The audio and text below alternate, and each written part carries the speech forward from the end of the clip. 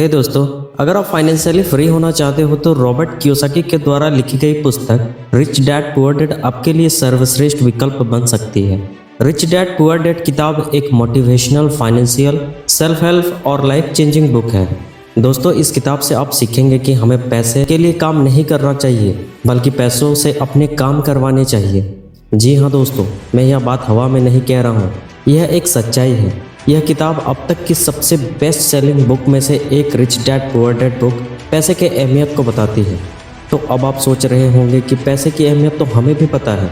जी हाँ दोस्तों, पैसे की अहमियत आप भी जानते होंगे, लेकिन बारीक सा और छोटा सा अंतर होता है जो इस किताब के लेखक रॉबर्ट कियोसाकी जी ने बहुत ही अच्छी तरीके से उदाहरण के माध्यम से समझाया है कि पैसा क्या है और अमीर कैसे बना जा सकता है। तो आज मैं आपको इसी बुक की समरी बताने वाला हूँ। दोस्तों, रिच डैड पुअर डैड की कहानी रॉबर्ट कियोसाकी की खुद की ही स्टोरी पर आधारित है।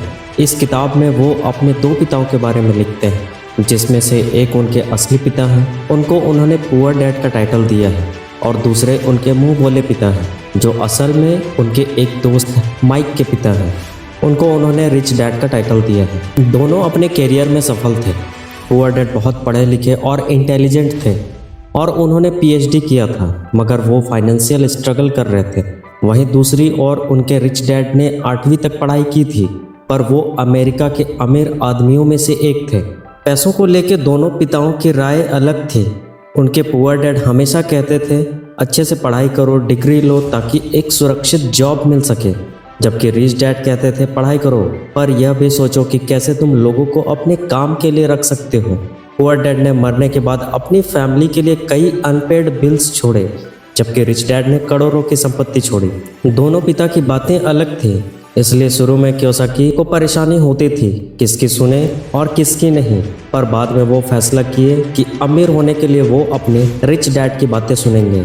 तो चलिए अब हम रॉबर्ट द्वारा लिखी इस किताब के 6 मुख्य सिद्धांतों को समझते हैं, जिन्हें जानकर आप भी अमीर बन सकते हो। Lesson number 1, rich don't work for money, money work for them. दोस्तों, रॉबर्ट के रिच डैड बताते हैं कि दुनिया के ज़्यादातर लोग एक विशेष तरह के सर्कल में फंसे हुए हैं। रॉबर्ट बताते हैं कि जब वे 9 साल के थे तो उन्होंने अपने अमीर पिता से पूछा कि अमीर कैसे बना जाता है। रिच डैड ने उन्हें सीक्रेट बताने के बजाय रॉबर्ट और उनके दोस्त माइक को एक स्टोर रूम में सफाई का काम दे दिया और उन्हें हफ्ते के 20 रुपये देते थे। कुछ दिनों के बाद रॉबर्ट निराश हो गया और उसने उस काम को छोड़ दिया, क्योंकि उसे इस काम को इतने कम पैसों में करना पड़ रहा था। तभी रिच डैड ने उन्हें लाइफ का पहला सबक सिखाया कि अमीर लोग पैसों के लिए काम नहीं करते। वे चाहते थे कि रॉबर्ट को जॉब की असलियत के बारे में पता चले, कि कैसे 9 to 5 की जॉब में आप फंस जाते हो और आपकी सैलरी भी सीमित हो जाती है। इससे रॉबर्ट को प्रेरणा मिली। उसने जाना कि एक जॉब में कितनी कम सैलरी मिलती है। फिर उसे बिजनेस करने का आइडिया आया।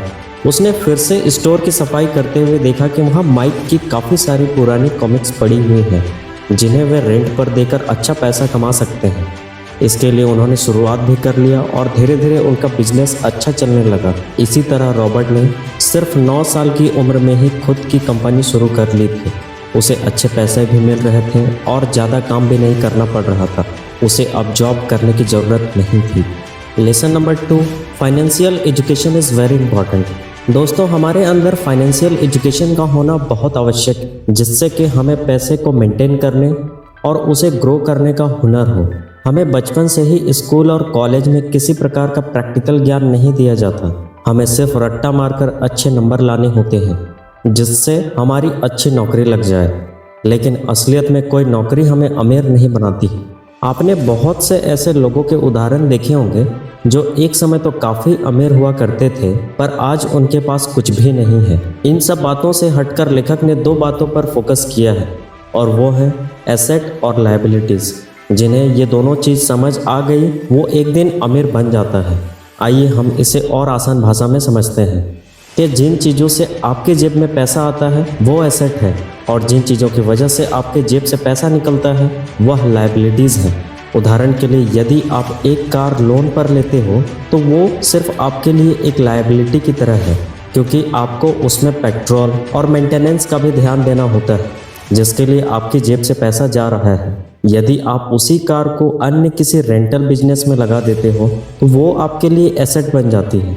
इसी तरह लेखक के द्वारा कुछ एसेट्स बताए गए हैं जिन पर आप ध्यान दे सकते हो, जिनमें कि बिजनेस शुरू करना, स्टॉक मार्केट में इन्वेस्ट करना, रियल एस्टेट में पैसा लगाना और मुनाफा देने वाली प्रॉपर्टीज़ को खरीदना शामिल है। तो दोस्तों, अब आपको एसेट्स पर ध्यान देना है, लायबिलिटीज़ पर नहीं।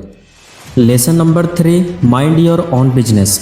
अगर आपको अमीर बनना है तो एक साधारण सी नौकरी आपको कभी भी अमीर नहीं बना सकती। इसका मैं आपको उदाहरण देना चाहता हूँ।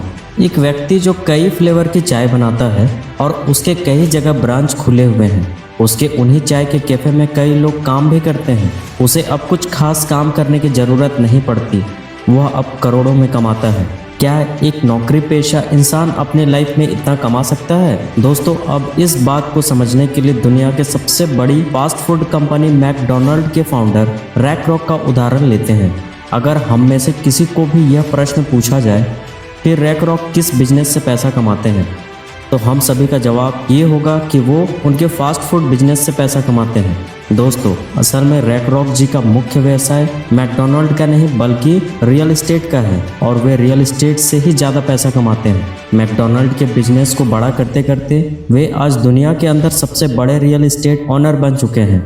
यानी कि फास्ट फूड का बिजनेस करते करते ही उन्होंने अपने रियल एस्टेट का एक ऐसा साम्राज्य खड़ा कर दिया जो आज उन्हें सच में अमीर बनाता है। इन रियल लाइफ उदाहरणों से हमें ये पता चलता है कि जरूरी नहीं कि हमें बिजनेस शुरू करने के लिए बड़े बड़े ऑफिस और स्टाफ की जरूरत है। हम ये सब काम बहुत छोटे स्तर से भी कर सकते हैं। आज के समय में अनगिनत बिजनेस आइडियाज़ हैं जिनमें से आप कुछ भी कर सकते हो। Lesson number 4, the history of taxes and the power of corporations.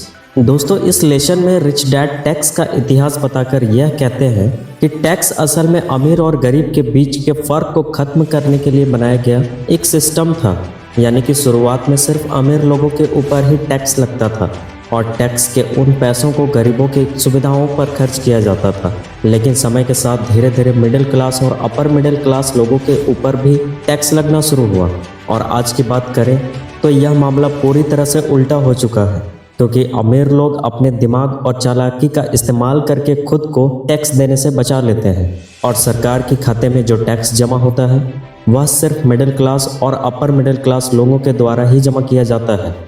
बड़े बिजनेसमैन और उद्योगपति पहले पैसा कमाते हैं और उसके बाद उस पैसे से अपनी ज़रूरतों और ख्वाहिशों को पूरा करते हैं और बाद में जो कुछ भी थोड़ा सा हिस्सा रहता है उससे वो टैक्स पे करते हैं। वहीं पर मिडिल क्लास परिवार के लोग पैसा कमाने के साथ ही टैक्स भरते हैं और अंत में जो कुछ भी बचता है उससे अपनी ज़रूरतों और ख्वाहिशों को पूरा करते हैं। Lesson number 5, the rich invest money. संसार में अक्सर चतुर लोग नहीं, साहसी लोग आगे बढ़ते हैं। जितने भी सफल और अमीर लोग हैं जैसे कि Bill Gates, Dhirubhai Ambani, Jeff Bezos, इन सब ने अपॉर्चुनिटी को पहले देखा और उसी को इस्तेमाल करके आगे बढ़े। इस तरह साहसी लोग अपनी रिवॉल्यूशनरी आइडिया को लगाकर मनी को इन्वेस्ट करते हैं। इसी प्रकार आप भी देखें कि मार्केट का डिमांड क्या है, लोगों को क्या चाहिए, उन चीज़ों को देखें और अपना आइडिया लगाकर उन ज़रूरतों को पूरा करें। Lesson number 6, work to learn, don't work for money. नौकरी की सुरक्षा गरीब डैड के लिए सब कुछ थी, सीखना अमीर डैड के लिए सब कुछ था। कोई भी आइडिया तभी काम करती है जब उस पर एक्शन लिया जाए, उस पर अच्छी नॉलेज लिया जाए। ऑर्थर अपने जीवन में कई तरह के काम करते रहे जिससे उन्हें हर क्षेत्र में नॉलेज मिलती रही और यही उन्हें एक सफल व्यवसाय बनाने में मदद भी की।